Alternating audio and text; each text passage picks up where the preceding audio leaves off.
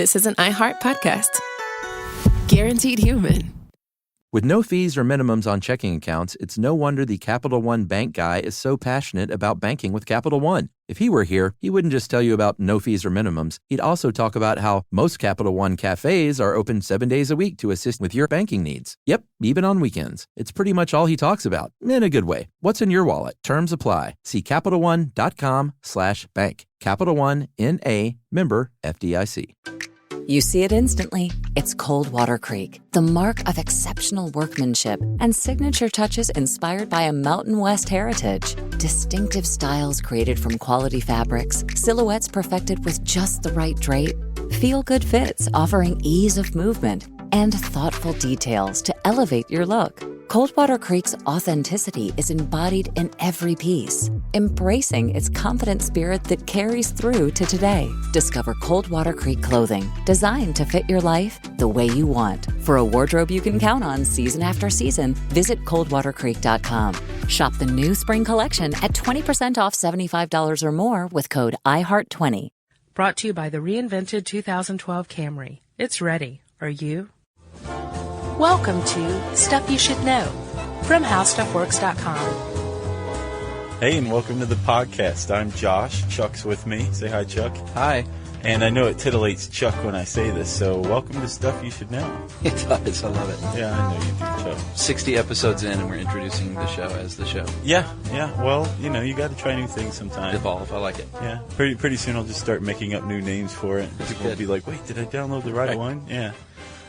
So Chuck, as I am usually wont to do, I have an anecdote from my past that will nicely segue into what we should talk about today. I like these because I don't know about these beforehand. I really don't, so they're always interesting. This one's not, by comparison, it's not that good, so don't get your hopes up. Okay. But when I was a slightly younger man in my early teens, I had a friend named Jeremy, whose dad was a firefighter. Mm-hmm. And he was this tough guy, but he also was fairly cultivated, cultured. And he and his friends, some of them firefighter buddies, used to go out at night and engage in what they called clumping. Okay. All right. Now, and I've never heard of it before or since. I think they made it up, actually. Yeah. But clumping involved going into somebody's yard and stealing plants that you liked, and then taking them back to your yard and planting them there. Right. It's a nice thing for a firefighter to do, I think. Exactly, yeah. Well, if he's saving lives, I think he can kind of get something of a pass, but it always struck me as a little wrong, maybe? Yeah. Well, it's stealing. It is stealing, quite clearly. But at the same time, it's like, it's even more than stealing. It's not like stealing somebody's cell phone. You don't have anything really attached to that except, maybe your phone book in it. This is, somebody's cultivating a garden. Somebody's taking the time to plan this and tend to it. And now all of a sudden there's huge holes filled with dirt. You're stealing their time. You're stealing their money that they put into the planting. Sure. Now comes the segue. You want to know what the opposite of that is? I have a good feeling. I know Let's what hear it is. Guerrilla gardening. That's precisely right. And Chuck, now I know there has been some discrepancy in the very recent past. We're talking the guerrilla, as in like guerrilla warfare, right? Right, not the apes gardening. Although gorillas aren't apes, are they? I can never remember. I don't know. I know they're primates. Let's go with that. Sure. Okay. We're talking guerrilla gardening, and it is pretty much what it sounds like. It's, making stealth maneuvers into usually untended areas or neglected or overgrown vacant lots, that kind of thing, and, tilling the soil, weeding it, and planting new stuff. Yeah, I think this is really, really cool. I do too, because it's subversive, which I'm very hip to, like the smart mobs thing. Right.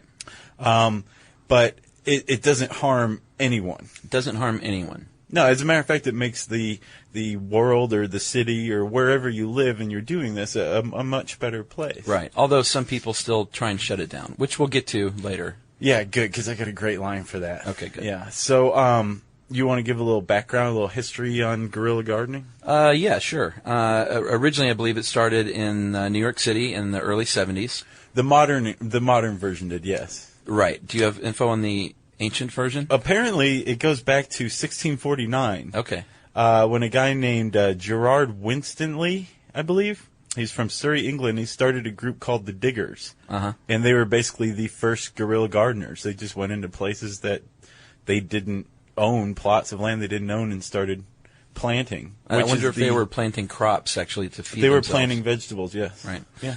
Well, the modern version started in the early 70s in New York, and there was a resident there named Liz Christie, and she founded the Green Guerrillas, and they started hitting up local lots and planting flowers. And the first one, I believe, was at the corner of Bowery and Houston Street, which I know well. And did you know Bowery is actually Dutch for farm? Really?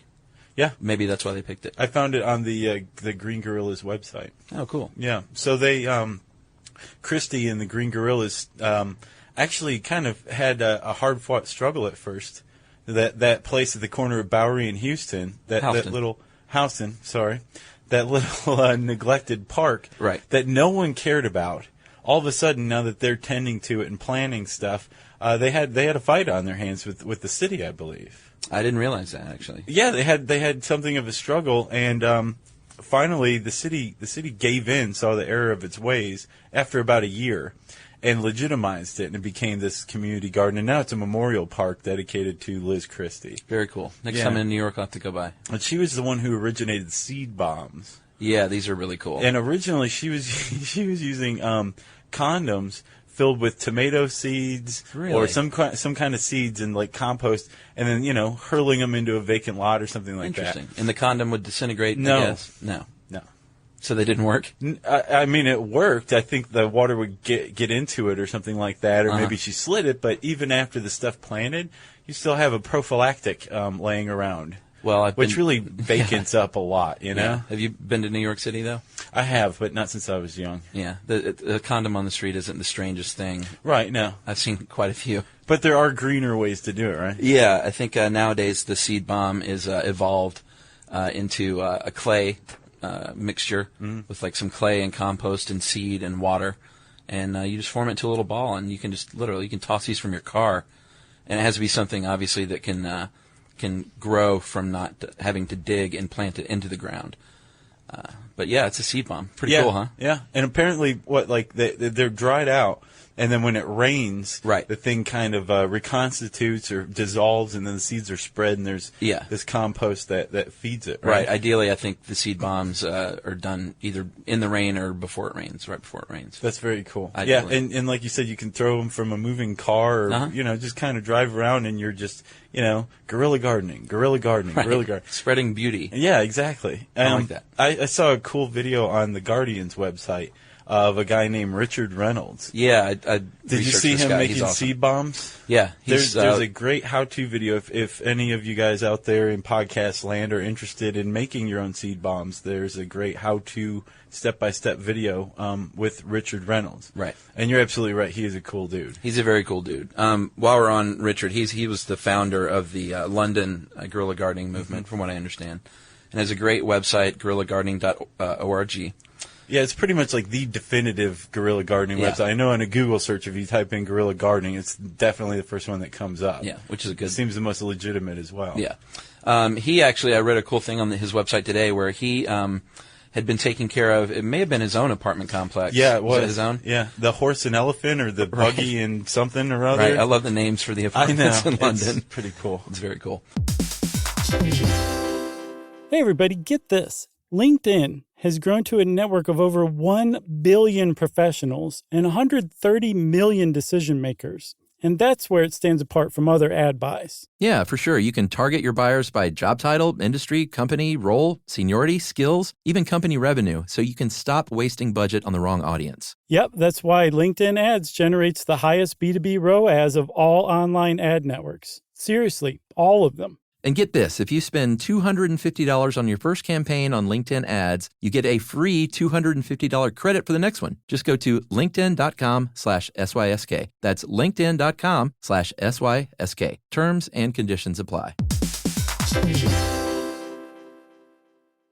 You see it instantly. It's Coldwater Creek, the mark of exceptional workmanship and signature touches inspired by a Mountain West heritage. Distinctive styles created from quality fabrics, silhouettes perfected with just the right drape, feel-good fits offering ease of movement, and thoughtful details to elevate your look. For a wardrobe you can count on season after season, visit coldwatercreek.com. Shop the new spring collection at 20% off $75 or more with code IHEART20.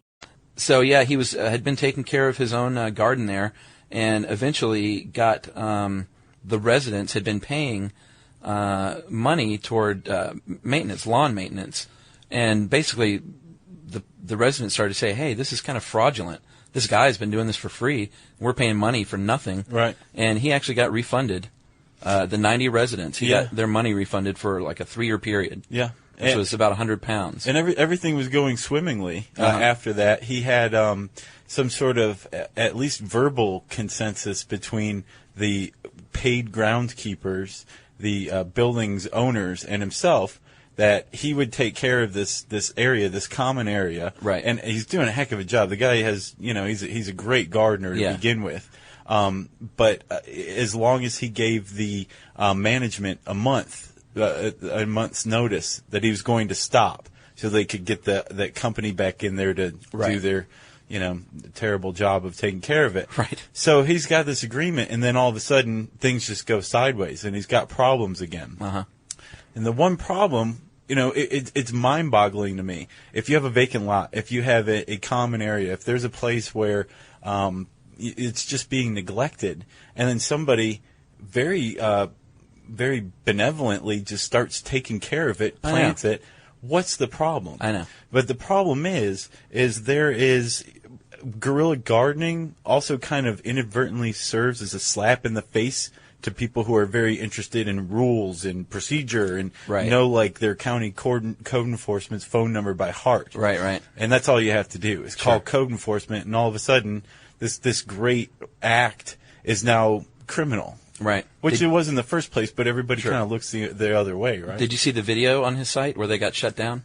No, I didn't see that one. Yeah, it's on YouTube as well, and it's on his website. And they were actually tending to an area underneath a street sign, I believe, in London, on a corner. And at night, usually it's gardening at night, thanks to REM. We can give them a little shout-out. And they do this undercover of the night quite often, and the cops came by, and they shut him down, and it's all on tape. And he gets into a little minor argument with them that they're beautifying the area, and the cops, and of course these are cops in London, so it's all very polite, If this were in the United States, it would go down much differently. I'm sure. And eventually they actually left because they threatened to arrest them, and but they snuck back a couple hours later and finished the job. Good for them. Yeah. And yes, I noticed there's like clips and photo documentaries of like him all over the world. Yeah. Doing like guerrilla gardening. Yeah, and it is all over the world. I saw that there were sites in German and Australia, and here in the United States there are a lot of groups. And like you were pointing out, we don't, or I pointed out, we don't have one here in Atlanta. But you mentioned that you don't necessarily have to have a group, an organized group that does this, and a website. You can do it on your own. Yeah, I mean, it doesn't get much more low tech than seed bombs. Sure. And you could, like you said, just drive around, throw them out the window, see what happens. But yeah, you could go so far as to organize a group. Right. Well, which is kind of the cool thing, I think. It goes a little bit beyond just the gardening and beautification. A lot of times, it's bringing the community together in a cool way. Just like when there's groups that go around and pick up trash, that kind of thing. Mm-hmm. Yeah.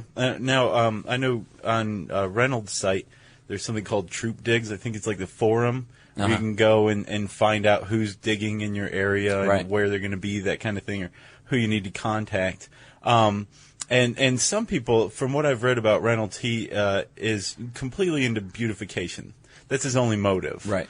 But there's also a very political aspect to it, to guerrilla gardening. It can be a form of protest. Sure. Of capitalism, of urban blight, that kind of thing. Like the city won't take care of itself, so we will. Right, exactly. And also of like food costs, it can be a protest of that. Right. And actually, there's this guy in I believe Boulder, Colorado. Mm-hmm. This past summer, his name was Scott Hoffenberg, and he got slapped with a $2,000 a day fine for guerrilla gardening. Really? And the reason he was doing it, he said, was because food prices had gotten out of hand. So he and a neighbor took up this little right-of-way. You know the little strips in between the sidewalk and the street? Uh-huh.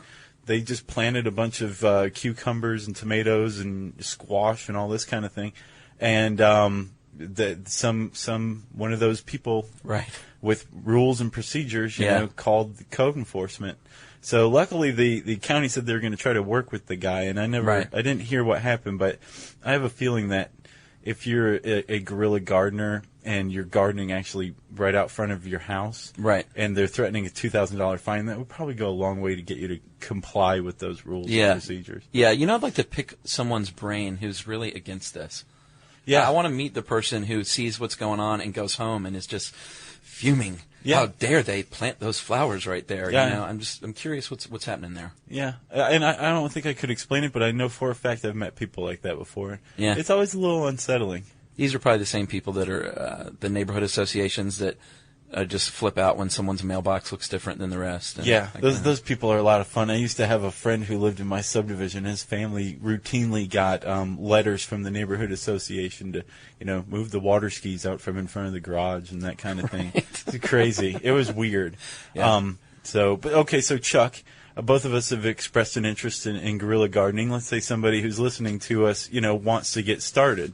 Not everybody's against this. Right. And actually, from what I understand, local nurseries have a tendency to really kind of support this kind of thing. Yeah, by the donating some goods. The half-dead plants that nobody's going to buy anyway that may or may not come back to life. Why not? So what should people look for when they're doing this? But I just want to point out this very nice impersonation of a half-dead plant you just did. You'd like to help me. Yeah, I wish people could have seen that. Well, first thing you want to do is find out, identify your location of where you want to do this. So look for, like you said, sometimes those little strips of land between the street and the sidewalk that are full of trash or grown over with weeds. Mm-hmm. Those are good spots, corners that have those. And then you want to find out what kind of plants you want. Indigenous species are good. Non-invasive. Non-invasive. You don't want to plant the new kudzu or anything. Right.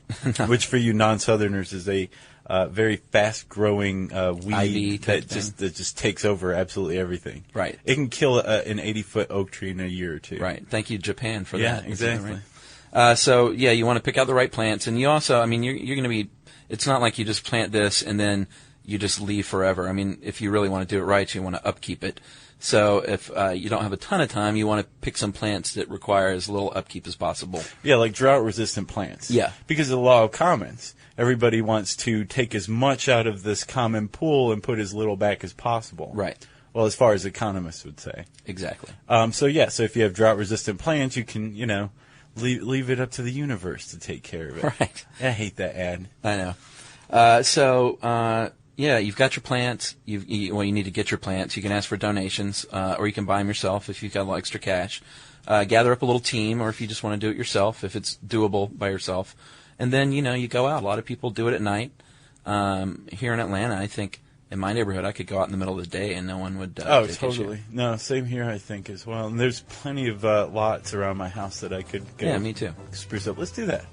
Well, maybe we should. All right, and if any of you out there are interested in getting into guerrilla gardening, we would suggest checking out guerrillagardening.org, Richard Reynolds' site. He also has a book based on the advice of Chairman Mao and Che Guevara, but about guerrilla gardening. And, of course, you would also be interested in visiting our humble website. You can type in guerrilla gardening in the search bar on HowStuffWorks.com. And, Chuck, what do you have for us? Do we have any listener mail? Yep, we have some listener mail. Listener mail time. So this letter, Josh, comes to us from a lady named Leah Johnson. Great. And Leah says, I liked your How Eco Anxiety Works article, and I also liked how you mentioned the vulture vomit at the end. Oh, yes, this is a good letter. Right. I have, in fact, been puked on by a turkey vulture, and it was disgusting. I was part of a raptor rehabilitation program, and we had outdoor housing for them, which we cleaned out once a week. Every time I went to get the turkey vulture out so we could clean it out, or just to give him some time outside, he'd panic and puke all over the place, including on me. Fortunately, I always had on gloves when handling the bird, so the acidity wasn't so much a problem as the terrible smell from the bird of prey diet we were feeding him. Anyway, thanks for making my days better by giving me something interesting to listen to. and yada, yada, yada. We love you. That's great. Well, Leah, because you send in your listener email and because of your selfless care of birds of prey, right, we're going to send you our set of How Stuff Works steak knives for you and yours. We hope you enjoy them. And if anyone else out there wants to send us an email, you can send it to stuffpodcast@howstuffworks.com. Send it. For more on this and thousands of other topics, visit HowStuffWorks.com. Brought to you by the reinvented 2012 Camry. It's ready. Are you? You see it instantly. It's Coldwater Creek, the mark of exceptional workmanship and signature touches inspired by a Mountain West heritage. Distinctive styles created from quality fabrics, silhouettes perfected with just the right drape, feel-good fits offering ease of movement, and thoughtful details to elevate your look. For a wardrobe you can count on season after season, visit coldwatercreek.com. Shop the new spring collection at 20% off $75 or more with code IHEART20. The new year brings new health goals and wealth goals. Protecting your identity is an important step. Your info is in endless places that could expose you to identity theft, leading to lost funds. LifeLock monitors millions of data points per second. If your identity is stolen, LifeLock's restoration specialist will fix it, guaranteed, or your money back. Resolve to make identity, health, and wealth part of your New Year's goals with LifeLock. Save up to 40% your first year. Visit lifelock.com/iHeart. Terms apply. This is an iHeart podcast. Guaranteed human.